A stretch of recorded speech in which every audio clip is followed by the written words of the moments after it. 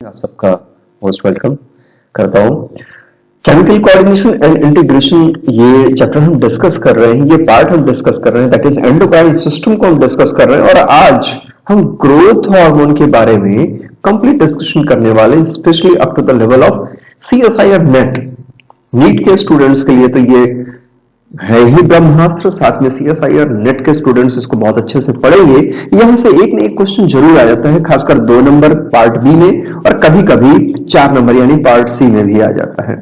चलिए आगे बढ़ते हैं ग्रोथ हार्मोन के साथ।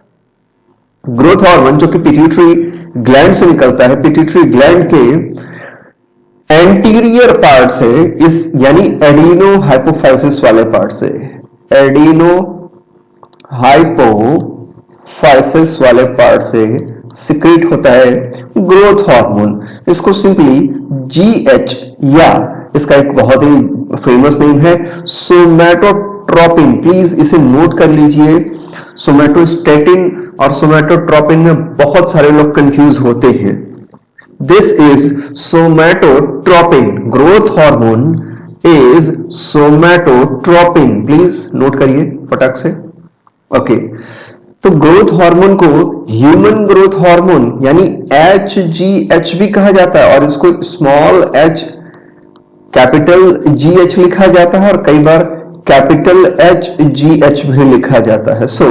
वैसे स्मॉल HGH ज्यादा फेमस है, ठीक है। तो somatotropin, growth hormone, human growth hormone, HGH ये सब एक ही है, और ये ह्यूमन फॉर्म है। इसका मतलब कि ग्रोथ हार्मोन मैमल्स के और भी ऑर्गेनिजम्स में, मतलब भाई मैमल में तो बहुत सारे एनिमल्स आते हैं, और भी जगह रिलीज होता है, उनका अलग अलग फॉर्म होता है। ग्रोथ हार्मोन एक पेप्टाइड हार्मोन है, नोट करते रहो, ये सब इंपॉर्टेंट है बच्चों। तो ग्रोथ हार्मोन एक पेप्टाइड हार्मोन है, ठीक है।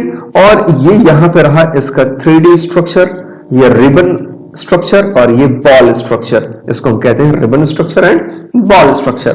तो ये उसका मॉलिक्यूलर फिगर है, आप देख सकते हैं कुछ इस तरह का दिखता है। जब आप बायो इंफॉर्मेटिक टूल्स वगैरह का यूज करते हैं, एडवांस टूल्स का, तो इस तरह के शेप बन के आते हैं।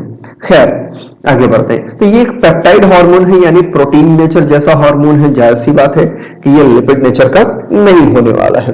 करता क्या है? It stimulates growth, cell reproduction and cell regeneration in human and other animals, यानी जहां भी ये पाया जाता है वहां पे ये यही एक्टिविटी करता है। इट इज दस इंपॉर्टेंट फॉर ह्यूमन डेवलपमेंट। तो ह्यूमन में ग्रोथ एंड डेवलपमेंट के लिए रिस्पॉन्सिबल कौन है? Growth hormone. मतलब नॉर्मल लंबाई का बढ़ना वगैरह ये सब कुछ किससे कंट्रोल होता है बच्चों? तो ये ग्रोथ हार्मोन से ही कंट्रोल होता है। आज हम इस हार्मोन को केवल इस लेवल पे नहीं पढ़ेंगे कि हाँ ये क्या करता है क्या नहीं करता है, हम इसमें कुछ जीन, क्रोमोसोम और कुछ रिसेप्टर्स की बात करेंगे, कुछ स्पेशल कंडीशंस की बात करेंगे जो CSIR भी सॉल्व करने में हेल्प करता है। और साथ में नीट के लिए तो पूछिए मत, क्वेश्चन ही क्वेश्चन है। एनिमल फिजियोलॉजी मतलब नीट है ना। Okay, growth hormone also stimulates production of IGF-1, है ना। IGF मतलब इंसुलिन लाइक ग्रोथ फैक्टर कहते हैं इसको, IGF का फुल फॉर्म होता है, ठीक। तो IGF-1 जैसे कुछ केमिकल्स का ये क्या होता है, प्रोडक्शन स्टिमुलेट करता है and increases the concentration of glucose and fatty acids. तो ग्रोथ हार्मोन बहुत सारे काम एक साथ निपटाता रहता है। कारण क्या है? कारण ये है कि बॉडी की ओवरऑल ग्रोथ एंड डेवलपमेंट में ये सब कुछ कहीं ना कहीं यूज होना है। So it has a diverse activity, मतलब growth hormone has a diverse activity. It is a type of mitogen, है ना। ये एक माइटोजन है which is specific only to the receptors on certain type of cells. तो जितने भी CSIR के स्टूडेंट हैं उनको माइटोजन तो समझ में आ गया होगा। कोई ऐसा भी है जिसको माइटोजन ना समझ में आया हो तो मुझे मैसेज कर सकता है, मैं उसे माइटोजन के बारे में क्लियरली बता देता हूं। यस, मुझे लगता है यहाँ पे जो बच्चे नीट की प्रिपरेशन करने बैठे होंगे उनके लिए थोड़ा सा दिक्कत होगा। ओके, तो मैं आपको बताता हूं कि बच्चा माइटोजन क्या होता है। एक बायो एक्टिव प्रोटीन कह सकते हैं या बायो एक्टिव कंपाउंड कह सकते हैं, ठीक है, that induces the cell to begin cell division, है ना। मतलब नाइट्रोजन एक ऐसा केमिकल कंपाउंड है जो सेल के डिवीजन की रेट को बढ़ा देता है। It simply what increases rate of cell division, rate of cell division, तो रेट को बढ़ा देगा। समझ में आ गया ना। तो ये ग्रोथ हार्मोन एक तरह का नाइट्रोजन फंक्शन करता है। क्लियर हो गया, आगे बढ़ते हैं। Growth hormone is 191 amino acid single chain polypeptide है that is synthesized, stored and secreted by somatotropic cells. इसको सोमेटोट्रोपिन कहा जाता है और ये पाया कहाँ जाता है, सोमेटोट्रोपिक सेल्स में ही बनता है, स्टोर भी रहता है और वहीं से सिक्रीट होता है। और कैसे होगा, with in the lateral wings of anterior pituitary gland. तो एंटीरियर पिट्यूटरी ग्लैंड के जो लैटरल विंग्स होते हैं, साइड में जो विंग्स दिखते हैं, वहां से ये रिलीज होता हुआ हमें लगता है। पर ये बनता कहां है, सोमेटोट्रोपिक सेल में। स्टोर कहां होता है, सोमेटोट्रोपिक सेल में। सिक्रीट कहां होता है, सोमेटोट्रोपिक सेल में। और कहां पे है ये somatotropic cell, lateral wings of anterior pituitary gland. Clear हो गया। ग्रोथ हार्मोन की क्या खास बात है, 191 एमिनो एसिड से बना हुआ सिंगल चेन पॉलीपेप्टाइड है। क्लियर हो गया, okay. A recombinant form of HGH is called somatotropin, ठीक है, is used in prescription drug to treat children's growth disorder and adult hormone deficiency। यानी ये जो सोमेटोट्रोपिन है इसको केमिकली सिंथेसाइज भी किया जाता है। अब जाहिर सी बात है कि कुछ बच्चों की ग्रोथ सही नहीं रहती है, ग्रोथ डिसऑर्डर है, एडल्ट की हार्मोन डेफिशिएंसी है, तो इसको एज अ मेडिसिन इंट्रोड्यूस किया जाता है। बट आप खुद ही जाके मत कोशिश कर लेना, एक अच्छे मेडिकल प्रैक्टिशनर की देख रेख में होता है ये, क्योंकि उसे पता है कि कितनी डोज देनी है, क्या रिक्वायरमेंट है बॉडी की। Okay, genes for human growth development is known as growth hormone 1। देखिए दो तरह के यहां पे जीन मिलेंगे, एक है ग्रोथ हार्मोन 1, दूसरा growth hormone 2। Growth hormone 1 normal वाला है जिसको आप सोमेटोट्रोपिन या पिट्यूटरी ग्रोथ हार्मोन जीन कहते हैं, जबकि ग्रोथ हार्मोन 2 ये स्पेशल है, ठीक है, एक वेरिएंट है, ठीक, ग्रोथ हार्मोन वेरिएंट है। तो ये कहां पाया जाता है, प्लेसेंटा में पाया जाता है, प्लेसेंटल ग्रोथ हार्मोन इसको कहा जाता है। ठीक है, तो आपने क्या पढ़ा, आपने क्या समझा कि ग्रोथ हार्मोन जीन दो लोकेशन पे आपको मिल जाते हैं। एक को आप ग्रोथ हार्मोन लोकेशन 1 कहते हैं जो सोमेटोट्रोपिन यानी पिट्यूटरी पे पाया जाता है, और दूसरे के लिए ये क्या है, ग्रोथ हार्मोन 2 जो प्लेसेंटा में प्रेजेंट होगा, प्लेसेंटल जिसे ग्रोथ हार्मोन कहते हैं आप। डिफरेंस क्लियर हो गया, okay. And they are localised, ये कहां पाए जाएंगे, ये दोनों ही variant GH1 GH2। GH1 pituitary से निकल, मतलब इसका जो प्रॉपर ग्रोथ हार्मोन होता है उसको GH1 कहते हैं, सोमेटोट्रोपिन कहते हैं, और ये पिट्यूटरी से सिक्रीट होगा, वहां बनेगा। GH2 ये ग्रोथ हार्मोन वेरिएंट कहलाता है, ये प्लेसेंटा से निकलता है तो प्लेसेंटल हो गया।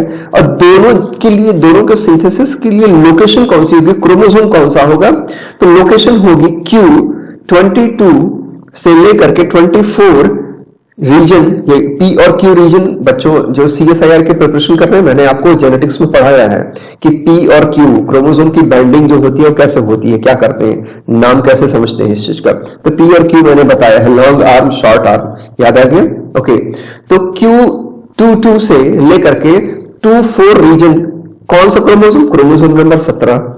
तो आप सीधे सीधे अगर क्वेश्चन पूछे कि किस क्रोमोसोम पे ये जीन प्रेजेंट है ग्रोथ हार्मोन के, तो क्रोमोसोम नंबर 17। क्रोमोसोम 17 पे जीन प्रेजेंट होते हैं ग्रोथ हार्मोन के लिए, एकदम याद रहना चाहिए आपको, ठीक है।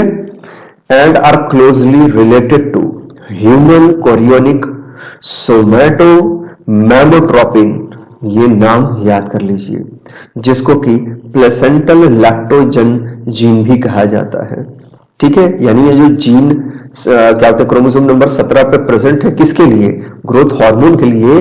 ये बहुत ही क्लोज रिलेशन रखता है, यानी दिखता है क्लोजली रिलेटेड है to the human chorionic somatomammotropin genes, ठीक है, जिसको कि हम प्लेसेंटल लैक्टोजेन जीन भी कहते हैं। क्लियर रहेगा। GH that is growth hormone, human chorionic somatomammotropic and prolactin belong to a group homologous hormone with growth promoting and lactogenic activity। यानी ये जो 3 हार्मोन आप यहाँ पे देख पा रहे हो क्या होते हैं, growth hormone, human chorionic somatomammotropin and prolactin, ये तीनों एक ही होमोलॉगस ग्रुप से बिलोंग करते हैं। ठीक है, ओके, अब आगे बढ़ते हैं। The major isoform of the human growth hormone is a protein of 191 amino acid, जैसा कि पीछे आपने देखा, और वजन वगैरह आप देख लेना, ये कोई बहुत इंपॉर्टेंट चीज नहीं है। आगे बढ़ते हैं। बनावट आपने देखी होगी, जो रिबन शेप की बनावट थी। द स्ट्रक्चर इंक्लूड, अब स्ट्रक्चर से क्वेश्चन बन सकता है। The structure include 4 helices necessary for functional interaction with GH receptor। सवाल ये बनेगा कि जो ग्रोथ हार्मोन में 4 हेलिसेस, उनकी जरूरत ही क्या है।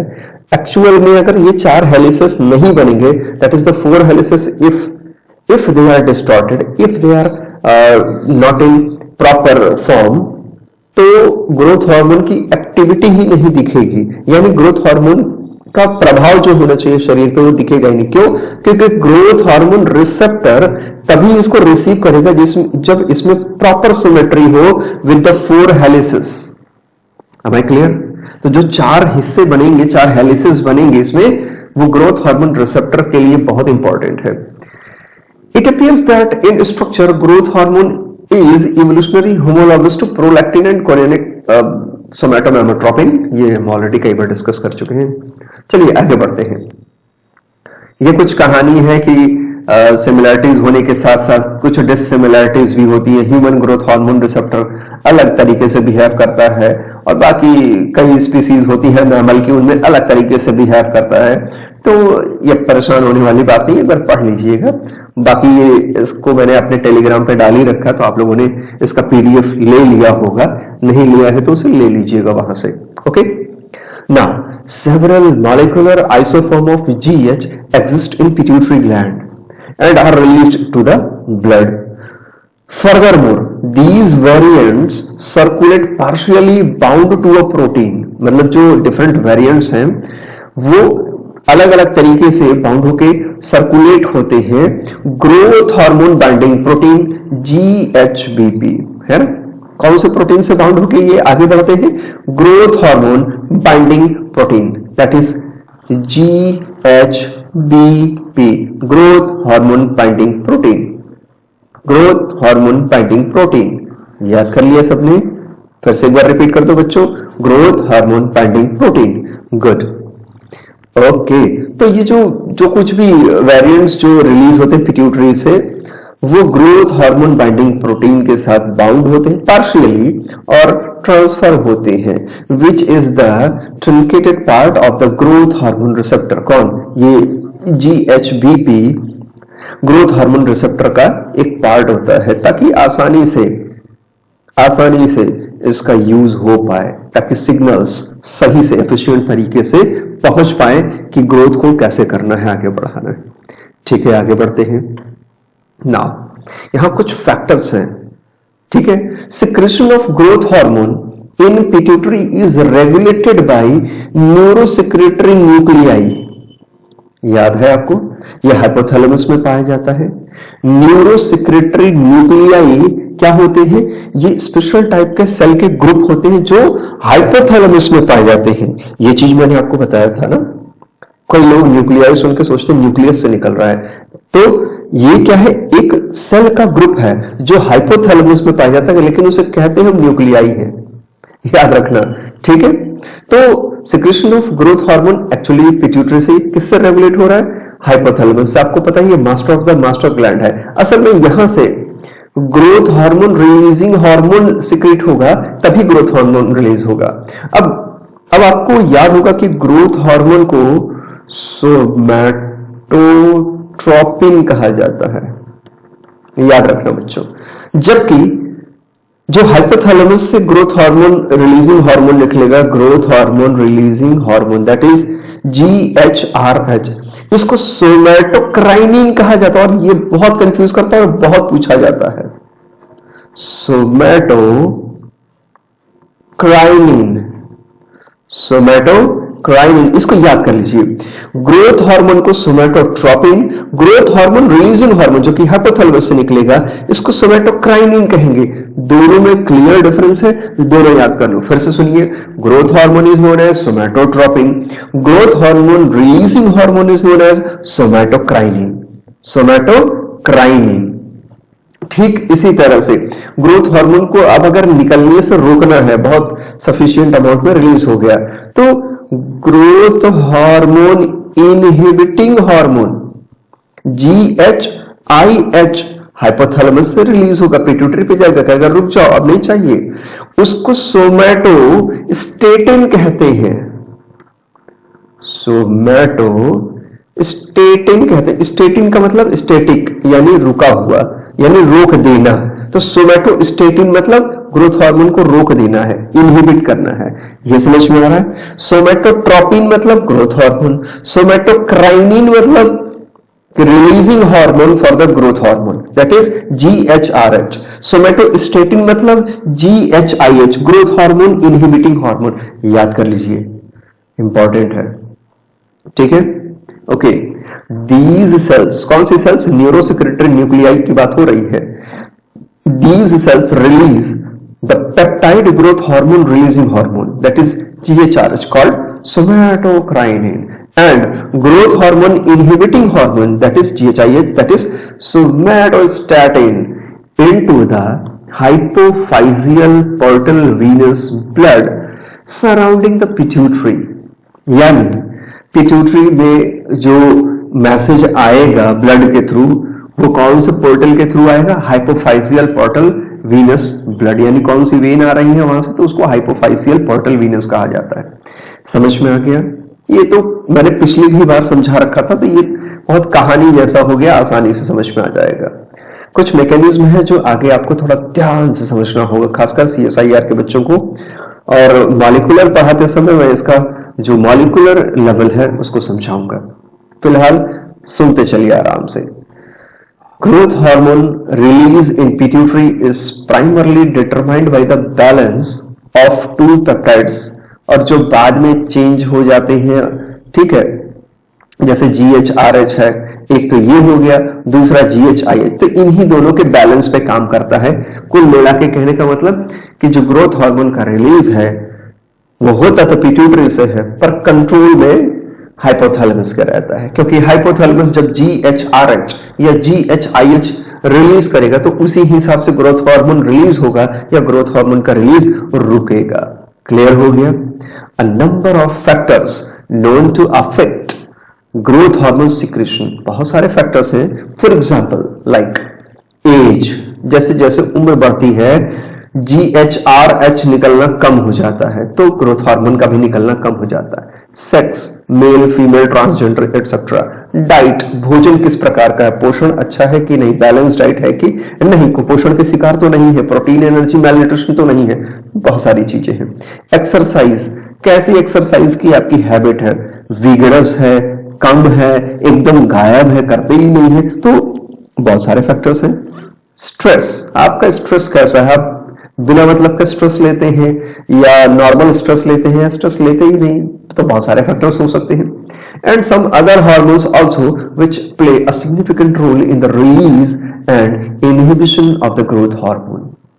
Young adolescent secrete growth hormone at a rate of, ये एक चार्ट है, 700 μg पर डे। यंग एडल्सेंट का मतलब जो टीनेजर्स की बात हो रही है ना, तो 700 μg पर डे जो टीन एज शुरू होते हैं, तो देखते काफी तेजी से लंबाई बढ़ती है 9-10 साल के बाद। उनकी बात हो रही है कि उनमें क्या बहुत ज्यादा क्या होता है, ग्रोथ हार्मोन रिलीज होता रहता है। वाइल हेल्दी एडल्ट जैसे कि 25 प्लस या आप कह सकते हैं 28 प्लस, हेल्दी एडल्ट की बात करें, it secrete about 400 μg per day, मतलब अप्रोक्सीमेटली आधा हो गया रिलीज। समझ में आ रहा है?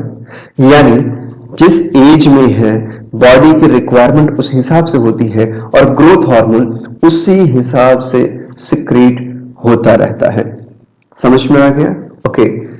Sleep deprivation generally suppress growth hormone release particularly after early adulthood। जैसे क्या ना, नींद का ना आना या और भी कोई प्रॉब्लम हो जाना, तो किसी भी तरह से अगर हमारी बॉडी की नॉर्मल फिजियोलॉजी में प्रॉब्लम आता है तो फिर ग्रोथ हार्मोन के रिलीज में प्रॉब्लम आएगा ही आएगा। Now, there are some stimulators and inhibitors of the growth hormone secretion। तो ये जानना बहुत जरूरी है, खासकर CSIR के बच्चों को अपने पार्ट बी जो होता है उनका, उसके लिए वहां पे जो मैच कराने के लिए आता है ना कि स्टिमुलेटर्स में कौन कौन स्टिमुलेटर है, तो पता चला कि 2-3 स्टिमुलेटर है और चौथा एक इनहिबिटर डाल देगा तो आप उसमें गलती कर सकते, तो ये उसमें से क्वेश्चन बनता है। पहला जो स्टिमुलेटर है ग्रोथ हार्मोन के सिक्रेशन के लिए वो है पेप्टाइड हार्मोन्स। कौन कौन से पेप्टाइड हार्मोन स्पेशली? तो GHRH that is growth hormone releasing hormone, जिसको सोमैटोकाइनिन कहते हैं, ये क्या है? ये एक स्टिमुलेटर है। तो ये जब क्या कहते हैं हाइपोथैलेमस से निकल के पिट्यूटरी पे जाएगा तो पक्का है कि ये स्टिमुलेट कर देगा GH के सिक्रेशन को। अच्छा, कैसे करेगा? तो it GHRH that is somatokinin through binding to the growth hormone releasing hormone receptor। growth hormone releasing hormone receptor।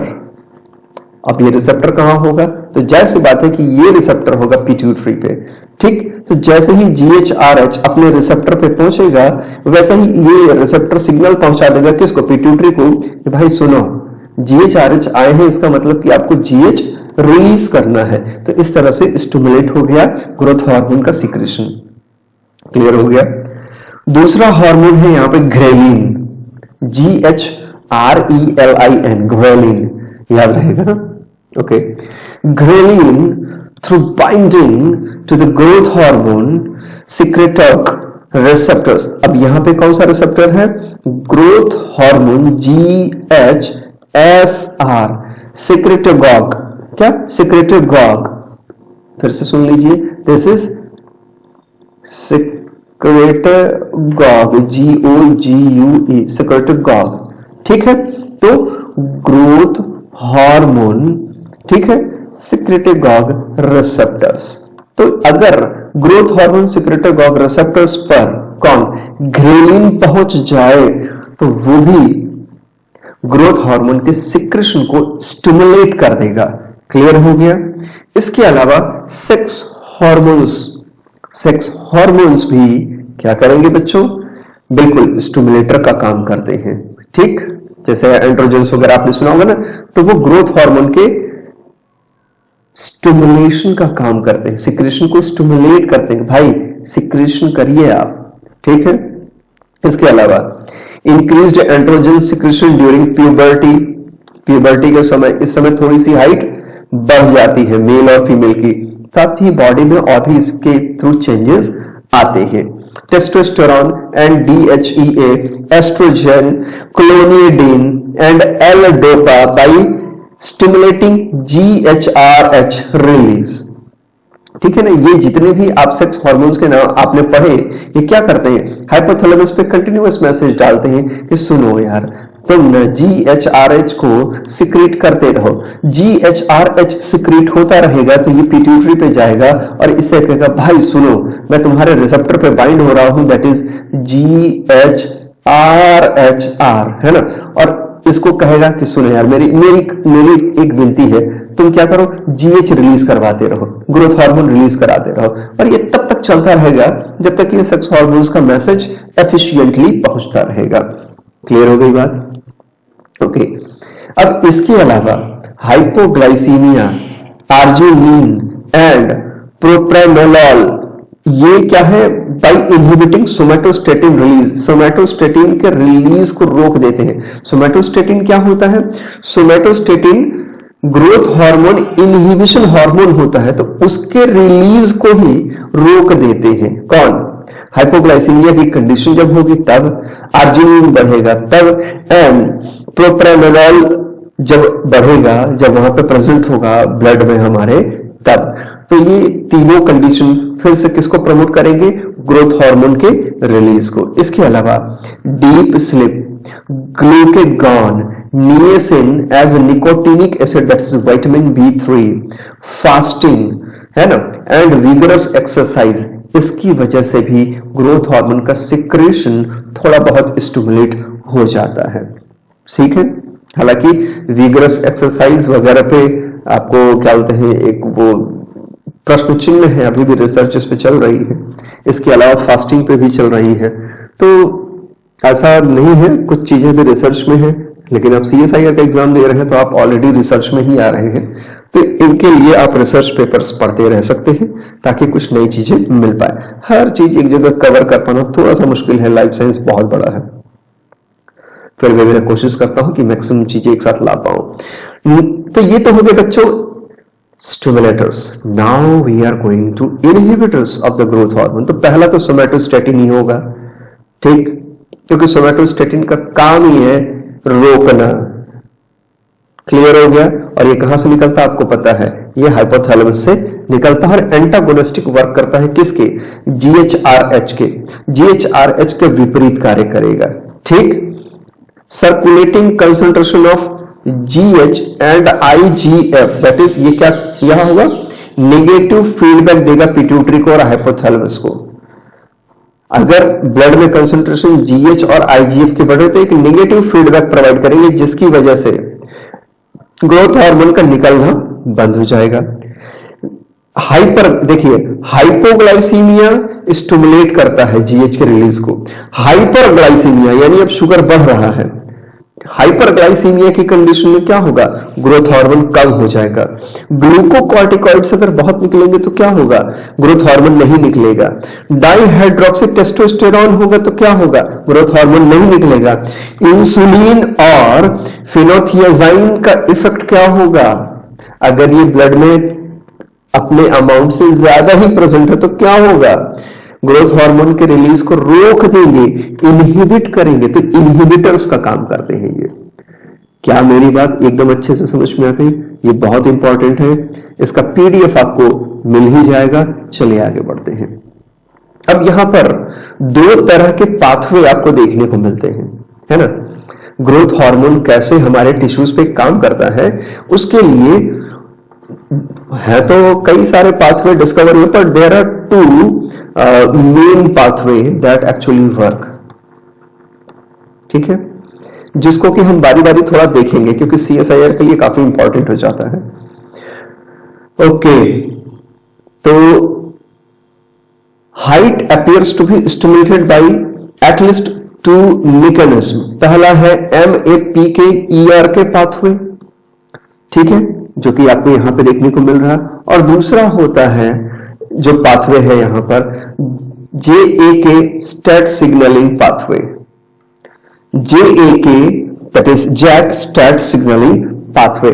इसको मैं मॉलिक्यूलर में दोनों ही पाथवे को जब मॉलिक्यूलर बायोलॉजी आपको पढ़ाऊंगा तो वहां पे एक एक स्टेप क्लियर करेंगे। यहां पे बस जानते रहिए कि कौन से दो पाथवे यूज होते हैं। तो पहला है MAPK-ER के पाथवे।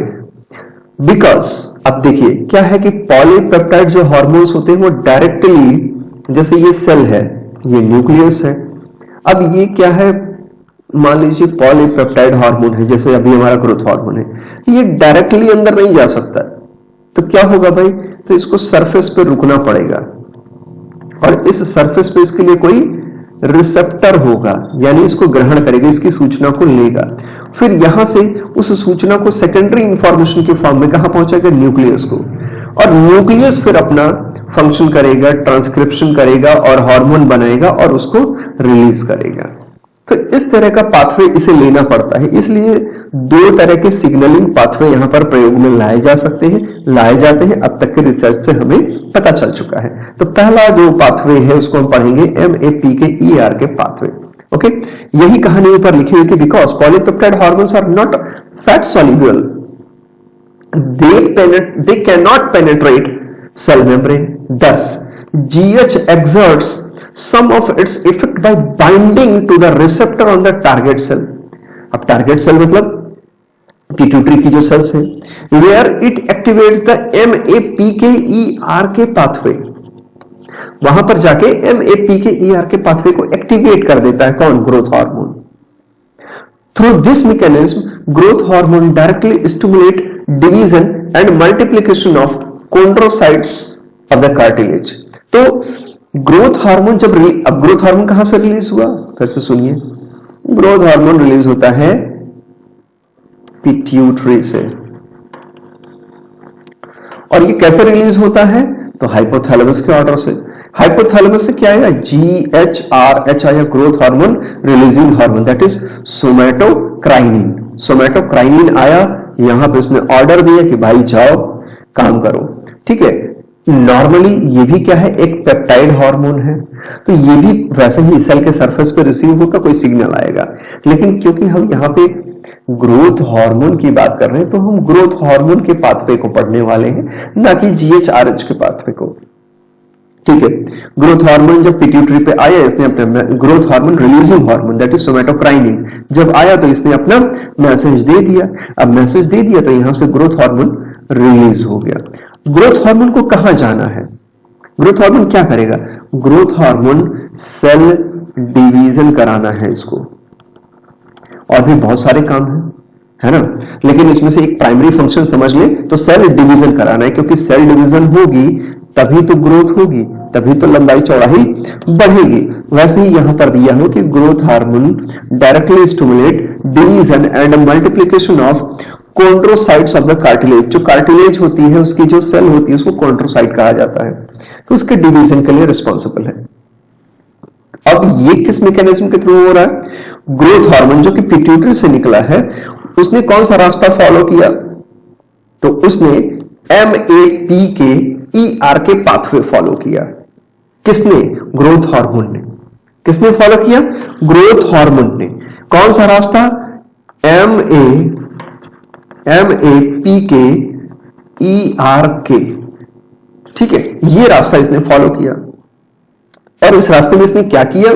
तो ग्रोथ हार्मोन जब रिलीज हुआ, ये अपने टारगेट सेल पे गया, उस सेल के रिसेप्टर पे बाइंड हुआ, उसने अपना मैसेज दिया और वहां पे MAPK-ERK पाथवे के थ्रू न्यूक्लियस को मैसेज पहुंचा दिया। न्यूक्लियस में मैसेज गया तो वहां पे सेल डिवीजन स्टार्ट हो गया। समझ में आ रही है बात? यस। उसी का एक सिंपल मॉडल यहां समझिए। देखिए, अब यहां पर बहुत ध्यान से समझिएगा कि पहले मैं आपको सिंपल वाला डायग्राम समझाता हूं, फिर यहां भी आ जाएंगे। आइए पहले राइट साइड में। Now these round green structures are simply growth factors, तो इसी को आप ग्रोथ हार्मोन कहते हैं। अब यहां पे ग्रोथ हार्मोन का रिसेप्टर है RTK। अब ये क्या है बेटा? ये है एक सेल, ठीक है, और ये है सेल का membrane, cell membrane. Cell membrane पे ग्रोथ हार्मोन को रिसीव करने के लिए एक प्रोटीन का स्पेशलाइज्ड स्ट्रक्चर है जिसको कि हम रिसेप्टर कहते हैं। क्या कहते हैं? रिसेप्टर कहते हैं। ये रिसेप्टर यहां पे कौन है? RTK नाम से है, ठीक है। तो ये कौन सा रिसेप्टर है? RTK। किसके लिए है? ग्रोथ हार्मोन के लिए। ग्रोथ हार्मोन क्या है? पेप्टाइड है। चलिए भाई, ये रिसीव हो गया। रिसीव होने से क्या होगा? जब ये रिसीव होगा तो यहां ATP खर्च होनी शुरू होती है, और यहां या आप कह सकते हैं GTP खर्च होती है ना। ATP या GTP, बहुत जगह ATP होती है, बहुत जगह GTP। इस पाथवे में GTP यानी गुआनियोसिन ट्राइफॉस्फेट साइक्लिक GMP में कन्वर्ट होगी। किसमें? Cyclic GMP, that is guanine monophosphate, ठीक है। और ये क्या है? GTP यानी गुआनियोसिन ट्राइफॉस्फेट, और ये क्या है? Cyclic guanosine monophosphate, CGMP। याद रखेंगे, यही पाथवे का असल तरीका है। अब यहां पे हमने पीछे देखा कि ये तो MAPK-ERK की सर आप बात कर रहे थे, ये क्या है? ध्यान से इसको समझ लीजिए, सिग्नल कैसे हो रहा है आपको सब समझ में आ जाएगा। तो जब ग्रोथ हार्मोन रिसीव हुआ रिसेप्टर पे, तो यहां पे है GRB2SCH। ये इनके साथ मिलता है और एक्टिवेट हो जाता है। इसके लिए एनर्जी चाहिए, एनर्जी मिली इसको जीटीपी से, जो साइक्लिक फॉर्म में ट्रांसफर होकर यहां पहुंच गई एसओएस के पास।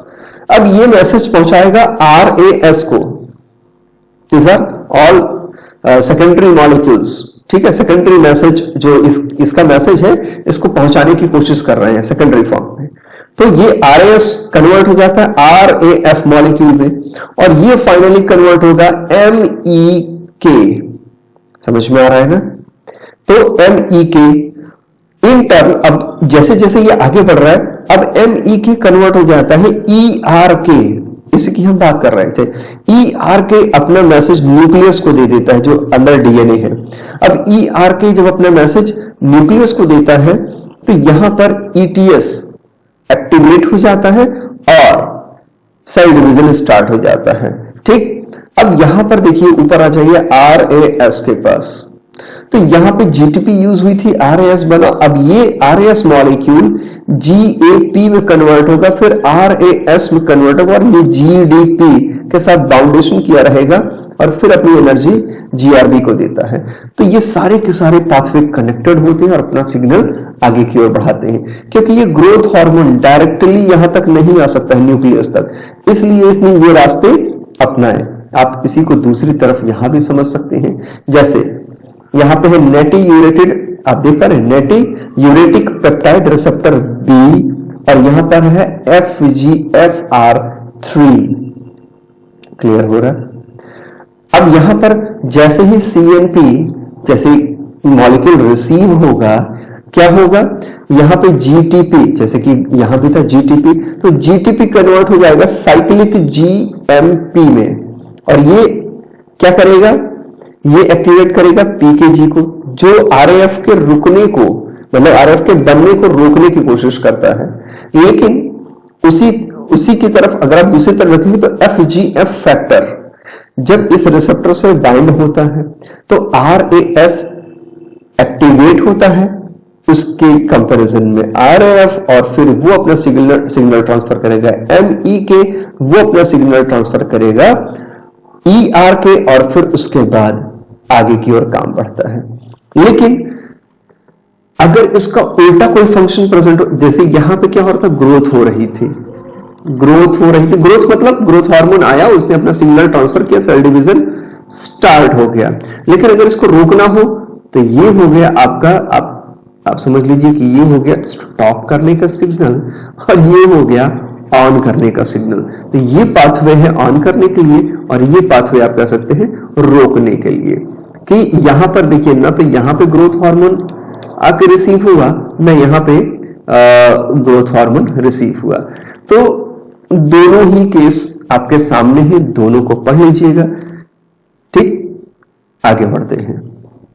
दूसरा पाथवे होता है, बहुत ही फेमस पाथवे है, JAK स्टैट पाथवे, ठीक है। JAK सिग्नलिंग पाथवे होता है। अब GH also stimulates through this pathway, that is JAK stat pathway, या JK stat pathway कहते हैं, JAK stat pathway, the production of insulin like growth factor, that is IGF-1, जिसको सोमैटोमेडिन C भी कहा जाता है।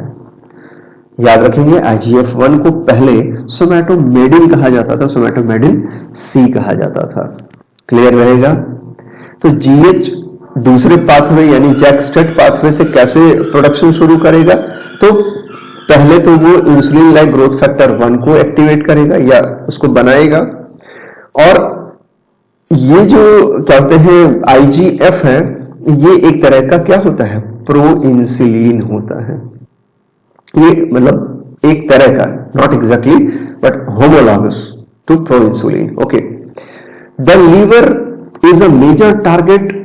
आपको पता है ग्रोथ हार्मोन का असर बॉडी के कई पार्ट्स में होता है, उसमें से लीवर भी है, तो लीवर पे ये स्टडी भी हुई, इसलिए ये ज्यादा फेमस है लीवर के केस में। The liver is a major target organ of GH for this process and is the principal site of IGF-1 production. तो लीवर पे सबसे ज्यादा IGF-1 का प्रोडक्शन होता है। IGF-1 has growth stimulating effect on a wide variety of tissues, है ना, किसी स्पेसिफिक नहीं, बहुत सारे टिश्यूज पे including liver also. Additional IGF-1 is generated within the target tissues, मतलब जहां पे जाएगा, लीवर में बन गया, लीवर से बन के जहां जहां जाएगा वहां भी क्या होगा कि एडिशनल IGF-1 का जनरेशन होगा, making it what appears to be both an endocrine and an autocrine या पैराक्राइन हार्मोन। किसकी बात कर रहा है ये? IGF-1। भाई जब ये प्रॉपर अपनी प्लेस से निकल रहा है तो एंडोक्राइन एक्टिविटी है, समझ में आ रहा है। लेकिन अगर ये उसके अलावा कहीं और से निकले, किसी और ऑर्गन से निकले, तो ऑटोक्राइन या पैराक्राइन हार्मोन के नाम से जाने जाते हैं, जिसे टारगेट टिश्यू में निकल रहा है। क्लियर हो रहा है। IGF-1 also has stimulatory effect on osteoblast and chondrocyte activity to promote bone growth, है ना, बोन की ग्रोथ में भी ये काफी काम आते हैं। ओह माय गॉड, आज तो आप लोगों का सिर फट सकता है। टेंशन मत लीजिए, बहुत आसान है। चलिए इस पाथवे को देखते हैं, आपको समझ में आ जाएगा।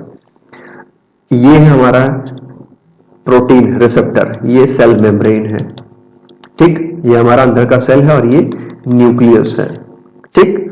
अब ये बाहर आ गया हमारा लिगेंड। लिगेंड मतलब यहां पर क्या है? हमारा जो ग्रोथ हार्मोन है वो आया, यहां पर रिसीव हुआ। रिसीव होने पे क्या होगा कि यहां पर ATP खर्च होगी, या आपको पता है GTP खर्च होगी।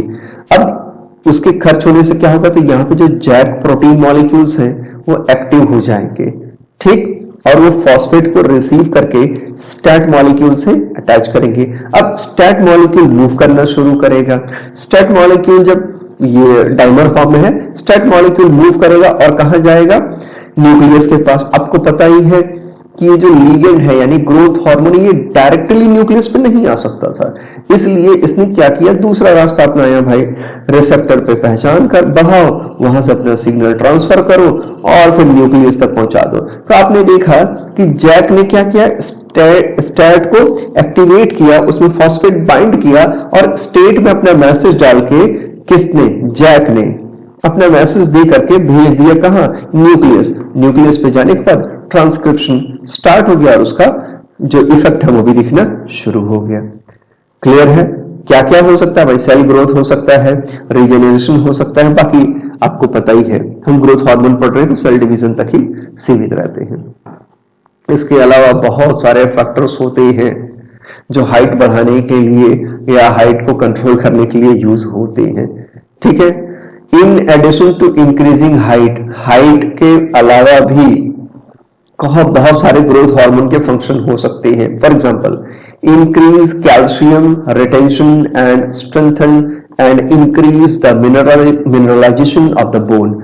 हड्डियों का स्ट्रांग होना भी एक फैक्टर होता है। जैसे ग्रोथ हार्मोन अच्छे से रिलीज होता है तो हड्डियां भी काफी स्ट्रांग होती हैं इससे। ये समझ में आ रहा है ना? तो बिल्कुल ऑब्वियस सी बात है ना। Increases muscle mass through sarcomere hypertrophy, promote lipolysis, increase protein synthesis, increase deiodination of T3 T4। T3 T4 मतलब थायरॉक्सिन के हार्मोन है जिसमें आयोडीन होता है, तो आयोडीनेशन को कम करता है, डी आयोडीनेशन करता है। ये बहुत इंपॉर्टेंट चीज है। ग्रोथ हार्मोन के रिलीज होने से इम्यून सिस्टम स्टिमुलेट होता है और एक्टिव भी होता है। ग्लूकोनियोजेनेसिस जो कि लीवर में होता है, इसको काफी प्रमोट करता है। लीवर अपटेक, जो ग्लूकोज का लीवर जो ग्लूकोज को ज्यादा से ज्यादा अपटेक करता है उसको रोकता है, reduces liver uptake of glucose, ठीक है। होम्योस्टेसिस को मेंटेन करने में काम करता है। तो ये सब किसके काम है? ग्रोथ हार्मोन के एक्स्ट्रा फंक्शन है। ग्रोथ के अलावा, सेल डिवीजन के अलावा ये एक्स्ट्रा फंक्शन है। ज्यादा ग्रोथ हार्मोन निकल जाए तो देखो, जिस एज में निकलनी चाहिए यानी बचपन से लेके 18-20 साल तक, अगर उस एज में ज्यादा निकलता है, हाइपर कंडीशन में आता है ना, हाइपर कंडीशन में आता है तो हाइट बढ़ जाएगी, जिसको कि गिगेंटिज्म कहा जाएगा। अब क्योंकि पिट्यूटरी से निकल रहा है तो ये पिट्यूटरी गिगेंटिज्म हो जाएगा। जैसे ये भाई साहब सामान्य हाइट के हैं, 5 फीट के होंगे, 5-5.5 फीट के, और ये 8-8.25 फीट के हैं। तो जब पिट्यूटरी इस एज में निकले, जब ग्रोथ होने वाली है, जैसे चाइल्डहुड जो होता है उस समय निकले, तो लंबाई काफी बढ़ जाती है और जायंट कंडीशन आ जाती है, गिगेंटिज्म वाली कंडीशन आती है।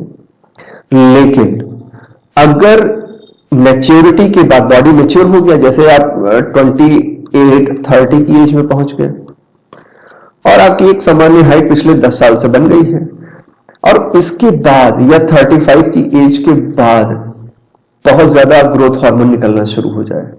एक्सेस तो किसी भी कंडीशन में हो सकती है, अब वो किसी भी कारण से हो सकता है, किसी बीमारी की वजह से हो सकता है, किसी ड्रग लेने की वजह से हो सकता है, या किसी भी तरह से आपने एक्टिवेट कर दिया किसी तरह से, तो फिर हड्डियां चौड़ी हो जाएंगी और इस तरह से आप दिखने लगेंगे। गोरिल्ला के जैसे ये चेहरा हो जाता है, काफी चौड़ी हड्डियां होती हैं, ऐसे में हड्डियां काफी कमजोर होती हैं, लेस डेंसिटी हो जाती है, कैल्शियम कम हो जाता है ना, लेस कैल्शियम हो जाता है। इस कंडीशन को एक्रोमीगेली कहा जाता है। इस कंडीशन को एक्रोमीगेली कहा जाता है। क्लियर हो गया? ठीक है ना? Okay, good. तो ये जो यहाँ पे कहानी लिखी हुई है इसी के बारे में लिखी हुई है। इसके अलावा बहुत सारी और भी इसकी क्या होते हैं साइड इफेक्ट्स हो सकते हैं। Surgical removal of is the usual treatment of GH producing tumour, मतलब बहुत ज्यादा जीएच निकले ना तो ट्यूमर भी बनने लगते हैं, है ना, जिसको कि एडिनोमास नाम से आप जानते हैं। हालांकि ये बहुत खतरनाक तो नहीं है, शुरू में तो नहीं है, लेकिन जाहिर सी बात है कभी भी ये कैंसर के फॉर्म में कन्वर्ट होने शुरू हो सकते हैं।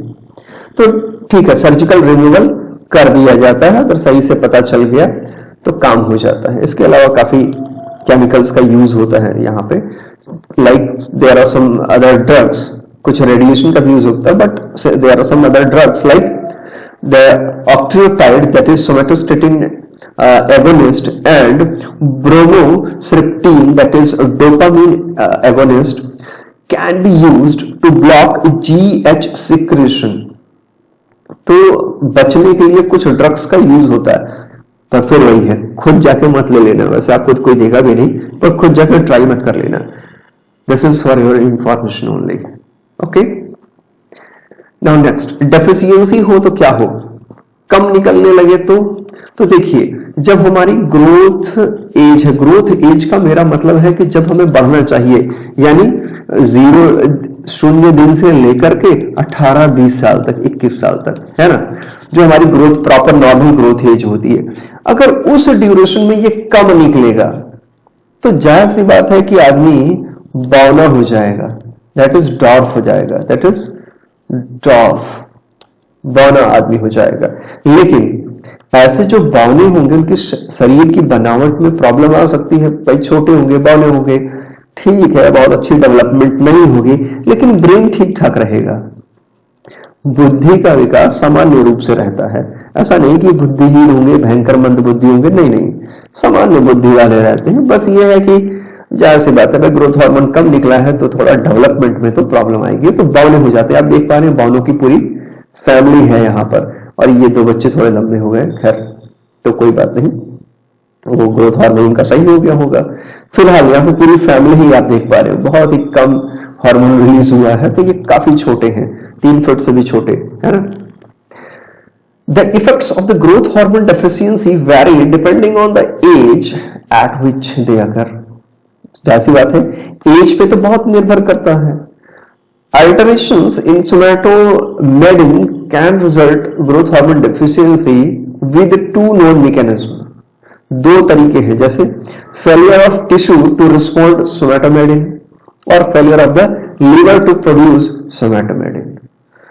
भाई सीधी सी बात है, लीवर प्रोड्यूस करता है सोमेटोमेडिन को, लीवर ही फेल हो जाए, सोमेटोमेडिन ही ना बनाए, या फिर जो सोमेटोमेडिन बन रहा है यानी IGF-1 वगैरह, या जो ग्रोथ हार्मोन सिंपल भाषा में कहें वो जो बन रहा है, उसको जो टारगेट टिश्यू है जहां की डिवीजन होना है, टारगेट सेल या टारगेट टिश्यू जो रिसीव करने वाले रिसेप्टर है, है ना। ग्रोथ हार्मोन को मान लीजिए रिसेप्टर है, जो ग्रोथ हार्मोन के रिसेप्टर है टारगेट पे, वही रिस्पॉन्ड न करे, रिसीव ही न करे, तब भी डॉर्फिज्म आ सकती है ना।